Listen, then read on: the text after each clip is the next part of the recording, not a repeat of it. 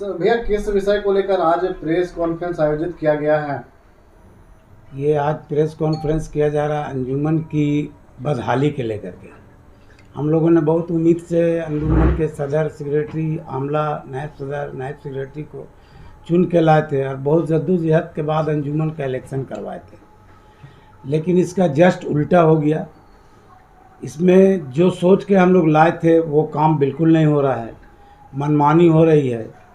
सदर और सेक्रेटरी में कहीं भी तालमेल नहीं खा रहा है और इससे अंजुमन का बहुत ही नुकसान हो रहा है। इसी के लेकर के एक बैठक संडे के दिन 7 बजे अंजुमन मुसाफिर खाना में तमाम अहदेदारों को बुलाया गया है और उन लोग से बैठ कर के बात करेंगे कि आप लोग क्या चाहते हैं।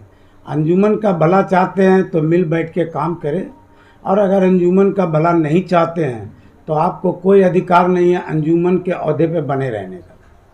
अगर आपको नहीं समझ में आ रहा, आप इस्तीफ़ा दीजिए, अपने घर जाइए, वरना काम करना है काम की। क्योंकि अंजुमन एक ऐसा इदारा है जिसमें गरीब, मिस्कीन, यतीम, विधवा और गरीब बच्चों की पढ़ाई का पूरा इंतज़ाम करती है अंजुमन। लेकिन अभी इन लोगों को आए हुए 8 महीना हो गया है, इन लोगों ने कोई ऐसा काम नहीं किया है। अभी एक एग्जांपल ले लीजिए, अंजुमन हॉस्पिटल का ओपीडी को तोड़ दिया गया और बोला गया कि कोई आदमी डोनेशन दे रहा है, इसको पूरा बना दिया जाएगा। इसको तोड़ने के बाद वो डोनेशन वाला भी आदमी गायब है, और जो डोनेशन के नाम से तोड़ा गया वो भी आज सदर साहब हैं, वो भी चुप्पी साधे हुए हैं कि कौन आदमी है भाई डोनेशन देने वाला था, जब तोड़वा के उसके बाद डोनेशन नहीं दे रहा है। तो इसकी भी तहकीक होनी चाहिए। 12 आमला हैं, उनको भी कोई मतलब नहीं है। सदर है, सेक्रेटरी है, नायब सदर है, नायब सेक्रेटरी है, कोई मतलब नहीं है। इसी के सिलसिले में एक बैठक रखी गई है। अब देखिए इसमें लोग क्या निर्णय लेते हैं। अगर इन लोग आमला की बैठक नहीं कराएंगे और हम लोगों के साथ टेबल टॉक नहीं करेंगे तो उसके बाद जो भी कदम होगा हम लोग इसको उठाएंगे और अंजुमन को बर्बाद होने से बचाएंगे। आखिर क्या कुछ बातें निकल के आ रही जो आपस में तालमेल ये लोग का नहीं बन रहा है कुछ?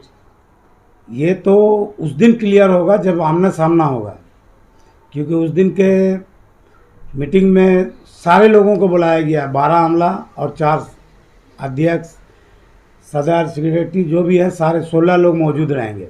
बाहर के लोगों को नहीं बुलाया गया, क्योंकि सवाल तो मेरा अंजुमन के अहदेदारों से ही है, बाहर के लोगों से क्या सवाल करना। तो इन लोग थोड़ा सा ध्यान दें, नहीं ध्यान देंगे तो फिर जो होगा देखिए। इसका मुख्य कारण क्या है? आप लोग जो विरोध कर रहे हैं अभी अंजुमन की कमेटी का, मुख्य कारण क्या मानते हैं? मुख्य कारण ये है कि सदर और सेक्रेटरी और आमला में तालमेल नहीं है, जिसके चलते पूरा काम पेंडिंग पड़ा हुआ है। अंजुमन हॉस्पिटल में बहुत दुरुस्त नहीं चल रहा है। आप चले जाइए मौलाना आज़ाद कॉलेज का वही हाल है, पूरा छत देख लीजिए जर्जर है, कोई काम नहीं हो रहा है। अंजुमन हॉस्पिटल का ओपीडी तोड़ दिया, आज कितनी परेशानियां हो रही गर्मी के दिन में लोगों को उठने बैठने में तो ये सब मामला है। और दूसरा चीज़ है कि 8 महीने में आपने अंजुमन के लिए क्या किया, कम से कम आवाम के सामने लाइए। आपने कभी बात किया अंजुमन के कमेटी से कि क्यों इतना विलम्ब हो रहा है काम करने में? बिल्कुल बात किया। अंजुमन के सदर और सेक्रेटरी का कहना है कि सदर हमारी बात नहीं मान रहा, और सदर का कहना है कि सेक्रेटरी हमारी बात नहीं मान रहा। आमला भी 2 भाग में बढ़ गया, एक ग्रुप सदर का हो गया, एक ग्रुप सेक्रेटरी का हो गया। इसी चलते ये कोई प्रपोजल लेके आते हैं तो उसको सेक्रेटरी रद्द कर देता है, सेक्रेटरी कोई प्रपोजल लेके आता है तो सदर रद्द कर देता है। इसका मतलब है कि वर्चस्व की लड़ाई है, अपना अपना ईगो दिखा रहे हैं। इसमें तो गरीब जनता मर रही है। मैंने पूरा मांगा है बायोडाटा कि किन किन लोगों के पास अंजुमन का पैसा बाकी है।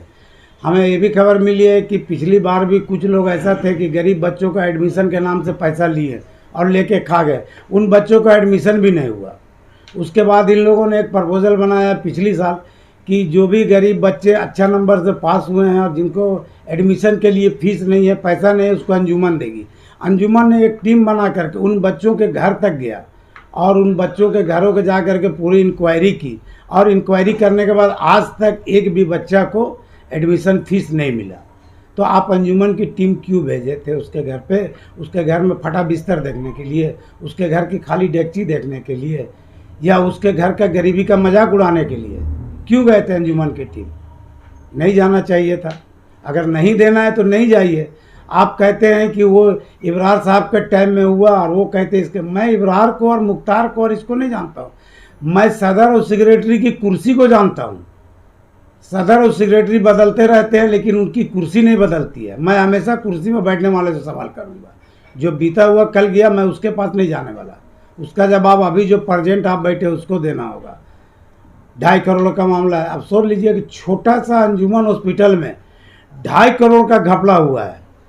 और अंजुमन के कितने बड़े बड़े इदारे हैं। मौलाना आज़ाद कॉलेज है, कब्रिस्तान है, अंजुमन प्लाजा में मार्केट है, उसके बाद जाके देख लीजिए मौलाना आज़ाद कॉलेज के बगल में पूरी मार्केट है।